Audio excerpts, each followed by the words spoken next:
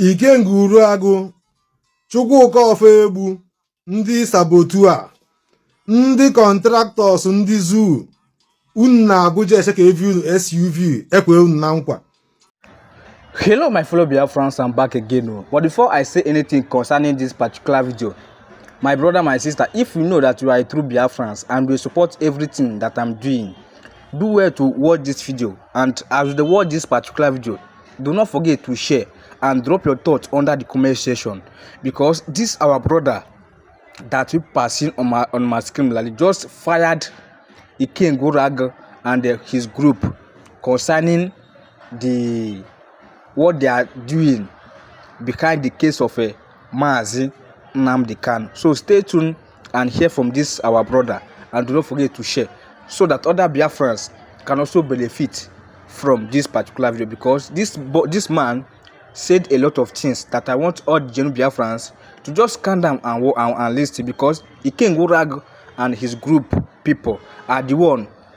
doing everything to make sure that Nnamdi Kanu by in prison. Share this video and remain blessed. One love. Ikenga Uruagu,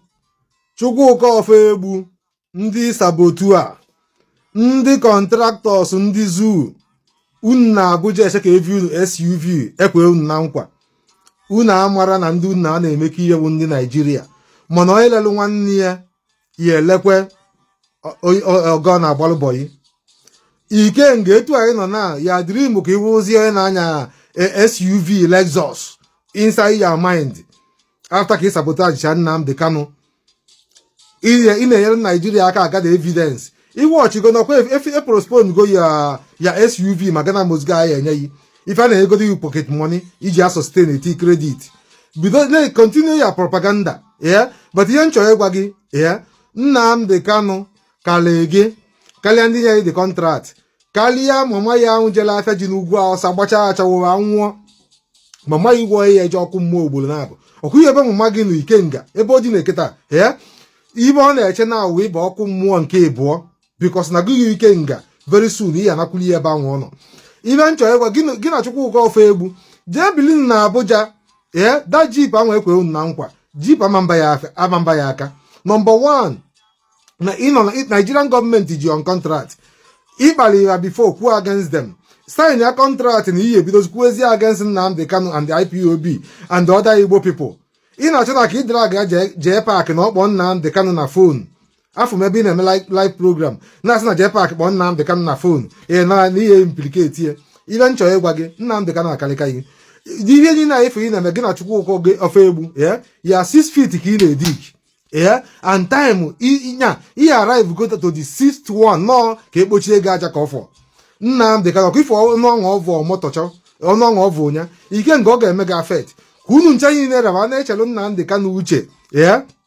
wee gwuolie onunu ka ọ dakpuo. Ikenga ịdakpu ihe adakpu na dị onunu, mama gị adakpugo na dị onunu already. That woman ya eje ọkụ mmụọ 1 billion times and ihe bụ ọbụla that woman nọ akwụ ha na-ebe ụnọ nwụta ụdị mmadụ gị wụ Ikenga gị na Chukwuka Ofegbu unu emego onwe unu public enemy and ọkụ ifo ihe ịma automatic ole imantazi ana Igbo again ọkụ ị na mgbasa jide ndị polisi. Ikenga ibe nna agwa gị wụ na ya jee gụọ from today ndụ gị eche njiko and gị nwama even Judas le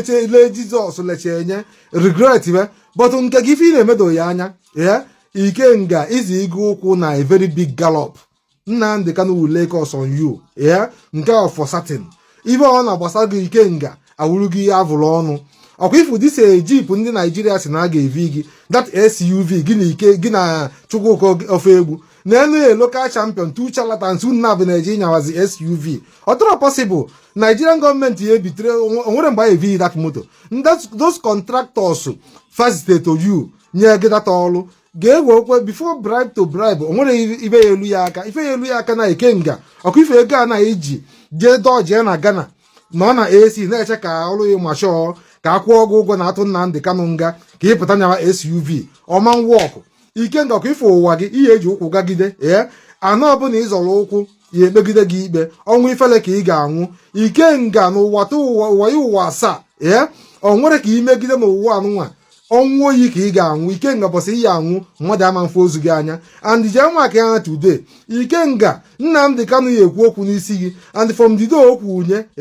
onye ala ga-aka gị mma. Ọkwa ife onye ala ya aka gị bụ Ikenga mma. Chukwuka ofe egbu na-eta ije Turkey even fence Igbo nwere be nna gị o nwere ihe imefụtanwu n'ụwa na ịchọsị ka ị nyaghazie SUV because of iselu Nnamdi Kanu. Nigerian gọọmenti gwa gị na ya enye unu SUV ibe a na-eputu ya life on the line. Chineke ma elu unu ebele. Ọkwa ifu that ọmọfọtọchọ nwa ka ọ gịnị that George ikpe Nnamdi Kanu ọmọfọtọchọ Yoruba data Yoruba nwoke avụrụ ọnụ. Ịgwa gị eziokwu unu na-abụ ma that man na onwe ya unu na-abụ nọkpọdisi ya anyị nọ n'ime ya anọ unu nzọ okwu ya egbu unu na-abụ gị wee Ikenga ma maghị ya anwụ ugboro na-abụ ebe ọ nọ. Ọkwa ife achọghị ọ gbagidere tutu ime gị na gboko ya beta ọnụọ wụrụ kansa dịrị n'ime ndị Igbo. Ikenga na Igbo ya egbu gị. Onye ọbụla kpọọ gị afa Nnamdi Kanu rekọmendị gị onye ahụ ga-anwụ 10 times n'ime DOS ụmụ anụmanụ. Onowu Igbo a sị na ụkwụ ji ya agụ mgbada abịa ya ụgwọ. Onowu Igbo Nnamdi Kanu ka ị nọzi na live ebe ị na-eme live video na-ekwu na Igbo amara isoro na DOS isoro na IPOB ka eze ebe ịdị nye Nnamdi Kanu advice nya solu political solution. Nnamdi Kanu si na ọ chọrọ ndị IPOB na-eme ya na kịta na isi ajụgo ya oyi na the same advice ị na-enye for long time ka Nnamdi Kanu chọzi ifolo. O nwere ihe ọkwa ifu gị wee Onowu iwu anọda ekwensu enwe n'ala Igbo since ama m mgbe Nnamdi Kanu nwevu nsogbu before Igbo je na mmiri bụ unu je chụọ aja ọzi na-arapụ Nnamdi Kanu that time isi he n'ọkwa aja ịchụ kịta na idigocho na-atụghị ihe nga n'ime obi gị na ọgị na Chika atụrụ nga ịpụtazie na live video na-ekwugheli n'ezie gị nwanya ihe gị otu anyị nọ na Onowu ọtaghanụ nkịta ute etu eze gị dị ị na-ezi Nnamdi Kanu advice etu o ya esi wee follow political solution. Ibe aka ịpụta na live video na-ekwu ịgwa ndị IPOB a na-eti mkpu ọkwa ifu Chineke ya akpọ gị ọkụ according to our supreme king Nnamdi Kanu. Ibe ọ na ọ sọkwala gị n'ime obi gị ibilivu na Nnamdi Kanu adalugo ana ọ gị na chi gị dalụ ana. Ibe anyị na-emewe ịṅụ Nnamdi Kanu ọ na ị nwere n'ebe ọbụ ebe Nnamdi Kanu nọ ka ị na-apụtara na vidio na-asị na ịgwa Nnamdi Kanu nyesoro political solution na kịta na ka ọ chọziri na ka isi ju nye oyi. Iwu a very stupid man. Icheche South Africa gbala aka nata o nwere ebe ịchụtanwu that place pepe shop ebe a na-ele akwa. So etu anyị nọ na nya ogo na Nnamdi Kanu need advice ụdị mmadụ gị ihe esonwu na nọmba 1 million ịma nkwụ ndị na-azụ azụ because na ibilivu na Nnamdi Kanu na-ebi na n'ime uche unu wute sabotu ahụ na-alụ na-eje alụ homo n'ugwu Hausa enye gị ego ibido shop. Ibilivu na Nnamdi Kanu ejebego nga nya ka ịpụtacha na-ekwuzi asị prophet asị wisdom man na Nnamdi Kanu advice na ma ndị IPOB advice ọ nwere onye chọrọ ịnụ na ikwuchi okwu emeche dati na-eme. Ana m na-agwọchi gị this evening fụ na iwu a very stupid man. Ọkwa iwu gị wuo Onowu ifele ga-eme gị mee gị na ọkwa ifu ka pikcha unu niile dị ebe a ịka ma ome ada ọjịyali onye ọbụla nwee uche ya ama na iwu a very big sabotu a eke ego Tinubu ka ego everywhere onye ọbụla ma ama m na iketara nke gị bikos ụdị akụkọ ị na-akọ ọ bụ na ị nwere any respect ọ ịfụnanya ebe Nnamdi Kanu nọ ihe apụta na vidio na-achalenji Nnamdi Kanu na-ekwu nọ nke ajikweme nke ejireme na-akụwazi asị onye maala ibe ịkọlụba na nke ụwa zuru ike na Nnamdi Kanu a na-agwa mmadụ ya jiri nwayọ iji mepụ ọnụ gị disi evening a sị na onye eruru elu chọọ ihe egbu nna ya ebe gbu nna ya egbu onye iwe a very hopeless guy. Ọkwa ịfụ gị wụ mmadụ even ndị a na-egwu wayo na ịntanetị ka gị mma bikos ama bụ mgbe Nnamdi Kanu bidoche mgbe etu isi ma mgbe o jere nga ọfụ ka isi na-epush now ibilive go na ọdalugo ana the situation to Nnamdi Kanu to ndị Igbo is like how Judas was to Jesus. Iwe ezigbote ekwensu ịtachara anụ nkịta anyị na-atọ ọba gị isi ifte na-akọ eri ka onye isi adịrọ mma moto ga-egbu gị ọkwa ihu gị wee Onowu moto ga-egbuchi gị ụzọ ọkwa ime ihe anyị na-emepọ na-ekwu maka Nnamdi Kanu ị ga according to Nnamdi Kanu Chineke kpọọ gị ọkụ from now forever and ever Chineke ga-akpọ gị ọkụ o nwere ebe olu gị ọ bụ na ị mara ife ị ga-ekwu just jee mere ya content ịkọzi na ka onye amara ife so ibilivu na ogo na Nnamdi Kanu na-achọ ndị ọya mobi na need friends ma ndị ọya egele okwu ọwụrụ ụdị mmadụ gị bikos na ife irizi na aka jie igwe a very hopeless guy ọkwa ifu ya ihe anyị fụ ị na-ezuzu anụ nkịta anyị na-ata ala ka ị ga-ayi very soon ụdị ụdị akụkọ anyị na-akọ ịpụta nnọọ afọ m ndị na-eme atak onye kpọọ gị ka ọ sọpọtụ Nnamdi Kanu ibebi ya atak jụgị ọna Nnamdi Kanu esoro akọs insekuriti n'ala Igbo ndị niile a na-egbu ịnọ that place ndị Naijiria na-amị ji ebe Nnamdi Kanu gbogbuo mmadụ mmadụ 30 something ịnọ mgbe agba ndị mmadụ na Mkpọ junction kịta anụnwazi ị na-ekwu na Nnamdi Kanu na akọs insekuriti ide ekwuzi ibe Nigerian gọọmenti mee Nnamdi Kanu ide ekwete si deport ya from Kenya ide ekwetu si win that case na Kenya ide ekwetu first court si wee discharge ya na Nigeria second court is discharge yenye kịta na because na believe na onwego nsogbu bido na-ekwugheri according to our supreme king ya nwa m na ị na-akpọzi ya Nnamdi Kanu this one na-agwa unu na na-emegha ya agha according to our supreme king Nnamdi Kanu Chineke kpọọ gị ọkụ from forever and ever Chineke ya akpọ ya ọkụ n'owu kpọọ bless kingdom kpọọ Ikenga ijele ka udene Chineke kpọọ unu ncha niile ọkụ ọkwa ife ego ekwe unu na nkwa ọmalụ unu aka ị ga-alụgide homo na Abuja ahụ ị na-eje alaji ego ụkwụ ivulu ọya nwụọ gị wuo n'owu ezigbote a madman ọṅụ mmanya dịka gị ịṅụcha mkpụrụ mmiri ifti na-akọ na ka ọnụ gị dị eze gasịcha aghasa Chineke ya akpọ ya ọkụ tọnda ga-agba gị n'ọnụ ahụ iji akpọ Nnamdi Kanu afa idiot. Ndị be anyị ekenekwe m unu biko ihe nji ya bịa tata abịa m ịjụ ese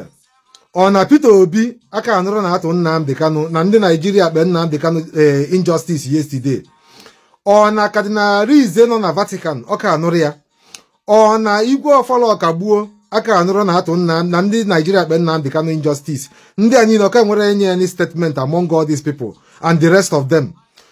ọ pụtara na ibe anụnwa ndị Naijiria na-ekwu na ịchọ inweta ndị Igbo gị were ego bribe their elders na ya agbachi nkịta ụmụ ha niile anwụsịsị ya why ọka enwere n'ime unu chọọ imepe ọnụ nye statement about this wrong injustice enye Nnamdi Kanu onye ọbụla gbachi nkịtị Peter Obi ọ bụ na n'ugwu Awụsa ka ibe ame ọnọ onye Awụsa nwere this kind of the very great like Nnamdi Kanu ndị ike emepụga ọnụ kwuo okwu ọ na mmiri na-ebu ndị ugwu Awụsa ike ekwugo okwu Cardinal Rize amara m ihe ọ nọ na that Vatican eme ibe ya na-eme ndị Igbo onye ọbụla edebecha arụ na-atụ egwu ndị a niile gbachiri nkịtị maka this injustice enye Nnamdi Kanu n'ime obi unu Naijiria amantụnwu Nnamdi Kanu nga fama mmenwunye ife anyị fụ Tinubu na dis omotochọ mepe ọnụ kwuo just egwu ka a na-egwuli this Yoruba government na Fulani this their plan na agba usara ụwa gbuo ndị dị iche iche na Naijiria gbuo Abiola fama mmenwu Nnamdi Kanu fama mmenwu ya kwa ifu this man kpe ikpe a ọnwụ ya egbuo family ya niile from A to Z and kunarawu ndị Igbo kwesị imepe ọnụ kwuo okwu from now amara m ihe ka na-atụ unu egwu ndị anụnwa jos je Nnamdi Kanu this injustice ka ama reaction everybody onye ọbụla gbachi nkịtị instead of everybody ibi nte kwuo okwu as a man o nwere ka ndị akwa ifo with you people or without you people ndị Yoruba government this their wish plan ọsọkwa ihe ọ na ọsọkwa na apply any politics ọsọkwa na-eplay o nwere ya emenwu Nnamdi Kanu ama nje life sentence kamia unu nwa nọ outside achọrọ ikwu okwu unu nwa ya nọ outside no life sentence Nnamdi Kanu nwere ibe ya eme aka ya dị ọcha and ọkwa ifo onye ọbụla n'ime unu aka ya dị na destin ose ajakwuli Tinubu ma hope ụzọ dị mma ma ndị dị iche iche ọ nwere ka unu ncha niile fụ any good life n'elu ụwa ma ụmụ unu Nnamdi Kanu unu believe na ewofie n'ụzọ unu wu ndị gọvanọ unu wu ndị dị iche iche ma ndị sinetọ ewelu ndị Igbo tara granọt because nọọsọ Nnamdi Kanu wee onye nwenwe ike ịpọintị nwe ivulu unu na-eme face to face ma unu wu ndị pastọ gwa m Nnamdi Kanu all these pastors juru n'ala Igbo all these big pastors niile oke nwere enye statement ya onye ọbụla ndị Naijiria Yoruba gọọmenti chiba nche niile warning from A to Z Fada Mbaka ama m mgbe Jonathan ndị Yoruba na fight Jonathan ama m ka isi gụchaa egwu si Jonathan good luck don't turn to bad luck but now it doesn't matter ihe ọbụla na-eme ma Nnamdi Kanu na-eme njọ ma o mee nwa o nwere ihe Nnamdi Kanu mee onye ọbụla wee onye Igbo kwesịrị ibi ite kwuo okwu asị nwoke ndị ama mmenwu Nnamdi Kanu ebe achọ ime fa ama mmenwu ya arapụgo Nigerian gọọmenti wutere Nnamdi Kanu ya defeat ya but I am very disappointed na today 12 o'clock kwuo 4 na-achọ ịkụ down 3 o'clock almost ọ nwere onye na-ekwu anything. Nwere ndị Igbo ma Peter Obi ma Cardinal Alize by now onye ọbụla kwesịrị ibi nte kwuo okwu, but onye ọbụla kagbachiri nkịtị. Tinubu kwu na onye eji ego bribe every Igbo sons and daughters mee ihe ọbụla ọ chọrọ ime, anọ ya nwa na-eme. But ihe nchọ egwu unu ibe eji na remind unu igwe ọfala ọkagbuo ibe ihe na-ekwesịghị ya na-ekwu okwu na onye ọbụla gbachiri nkịtị chi na-eji eji today. But onwere Nnamdi Kanu is a free man, onwere mmadụ ya emenwu ya ibe Tinubu mepe ọnụ kwuo 6 feet ka ogwu that judge ahụ mepe ọnụ kwuo this year anyị nọ n'ime that judge ya wụọ enwụrụ anwụ ka ọ na-anwụ ma ụmụ ya niile ma dị ọkpali ya ma nwunye bụ n'afọ ma granddaughter ya bancha niile ya ba 6 feet ihe ọnụ anwụ Nnamdi Kanu bụ ụnya today data ọnụ ya ebido lụọ ọrụ ma ndị ọbụla kpọọ datụmanụ gwa onye Igbo congratulate kenenya na ụdị na ọtụgo Nnamdi Kanu nga ọnụ anwụ Nnamdi Kanu bụ datụmanụ ya emetụ unu ncha niile etu nsukwe ka ọ ya ele.